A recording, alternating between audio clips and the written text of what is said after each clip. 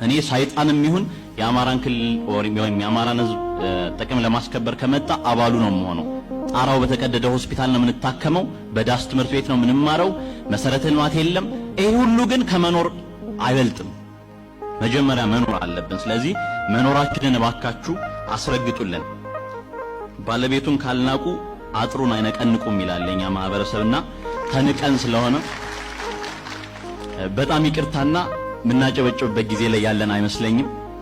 እንደ ማህበረሰብ ስናሸንፍ ድል ስናደርግ ያኔ በጋራ እናጨበጭባለን። እባካችሁ አታጨብጭቡ። ስለዚህ ተንቀናል። ተከብረን ራሳችን ማስከበር መቻል አለብን። የኛ መሰባሰብ ትርጉሙ ምንድነው? እዚህ ጋር ቀደም ዶክተር አምባቸው አንዳንድ በፖለቲካ ፓርቲ መልክም በሌላ የሚደራጁ አካላት ፈተና እየሆኑብን ነው ብለዋልና ፈተና የሚሆኑብን የነሱን ዓላማ ካለመረዳት ካልሆነ በቀር የጋራ አማራዊ ዓላማ ይዘን ከተነሳን ማንኛውም ሰው ኑሮውን ለማሸነፍ ሳይሆን ለማህበረሰቡ ሁለንተናዊ ለውጥ ነው እየሰራ ያለውና ብንረዳቸው ከማንም ጋር ብንሰራ ለውጥ ምናምን ሲባል ነበር።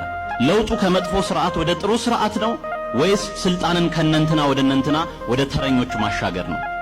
እኔ አልገባኝም። ትንሽ ግራ ገብቶኛል። የኔን ቁስል የማያክም የኔን ማህበረሰብ ችግር የማይፈታ ለውጥ ከሆነ ያን ለውጥ አላውቀው።